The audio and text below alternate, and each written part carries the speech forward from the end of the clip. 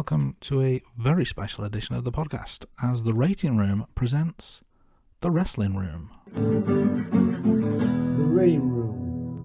Now in this episode we're going to go back to where it all began as we review the main event of the very first WrestleMania. That being Hulk Hogan and Mr. T versus Rowdy Roddy Piper and Mr. Wonderful Paul Orndorff. But before we get into that, here's some news and notes, facts and figures if you like. WrestleMania, or WrestleMania 1 I guess you can call it now, took place on the 31st of March 1985 in Madison Square Garden, New York City. The reported attendance was 19,121 people. In the run-up to the event, WWE, or WWF at the time, cross-promoted heavily with MTV, and one of the celebrities heavily involved in the promotion was Cyndi Lauper. 6 weeks before WrestleMania, WWE promoted an event on MTV called The War to Settle the Score. Now this was also at Madison Square Garden, and I think the crowd was actually slightly up on what WrestleMania reported. I think it was in the 20-something thousand range. The main event that evening was Hulk Hogan defending his WWE Championship against Rowdy Roddy Piper. Now the match ended in a disqualification after interference from Mr. T and Paul Orndorff, and thus that kind of set the tone for what we were going to see in the main event 6 weeks later.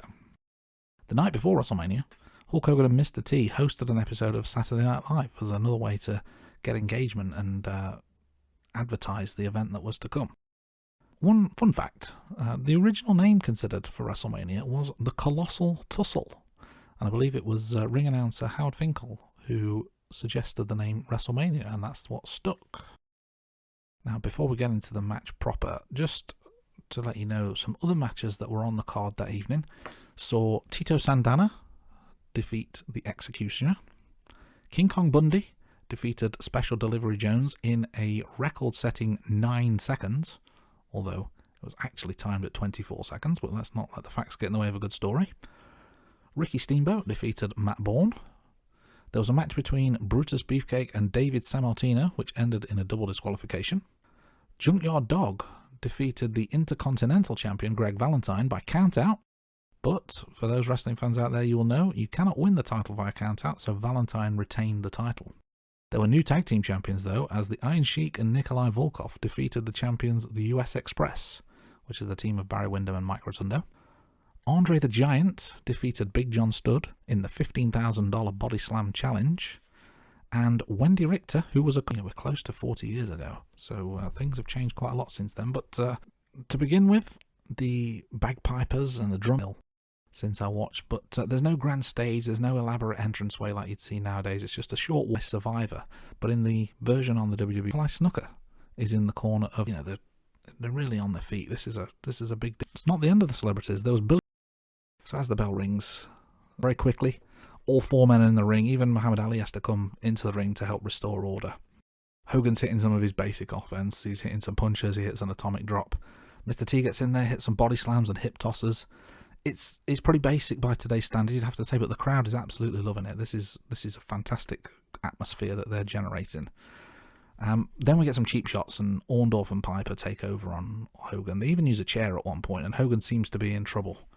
But he fights his way back, tags Mr. T, but Mr. T then gets taken down, and he's worked over with some boots. But he manages to fight back, gets Hogan back in, crowd goes wild for Hogan. But again, their offense is cut off as Orndorff hits a suplex. Then things break down again. Everyone's in the ring. We see Paul Orndorff has Hulk Hogan in some sort of hold. I think he's got him in the full Nelson.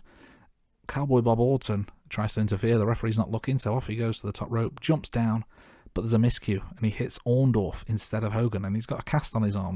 Those long-time fans will know he had that cast on his arm for quite some time, and that knocks Orndorff out. Hogan with the pin and the win. After the match, Piper hits the referee. Just happens to be Pat Patterson, for those of you in the know. And off he storms. And Orndorff eventually comes through, but he's groggy and he's furious, and off he goes. And we end with Hogan doing his famous, or I guess you could say infamous, poses. And a line from commentary that kind of sums things up, as Gorilla Monsoon says that WrestleMania is, quote, the greatest wrestling extravaganza of the century. It was a fun little match. Let's talk about some ratings. Now in our usual Rating Room podcast, we talk about IMDb and Rotten Tomatoes. There isn't really a wrestling equivalent to quite that standard, but we do have a couple of things. Cage Match website is a pretty well-known source of wrestling ratings, as it were, and based on 144 votes of this match, it was rated 5.46 out of 10 on average, which is pretty respectable. Probably one of the more famous ratings you get in wrestling is from Dave Meltzer's Wrestling Observer, where he gives star ratings. For some reason, there's no rating for this, and I'm not really sure why. So I'll have to leave that out for this one. But you didn't come here to hear those ratings, you came to hear mine. I rated this 5 out of 10. It's a fine little match. It doesn't really hold up in today's standards in terms of the action that you see, but I have to say, the crowd absolutely loved it. It was a real good atmosphere. They knew how to work the crowd properly, and I guess it was more about the spectacle than about the wrestling. So there you have it. Thanks for listening, and I'll see you soon for more match reviews here on The Wrestling Room.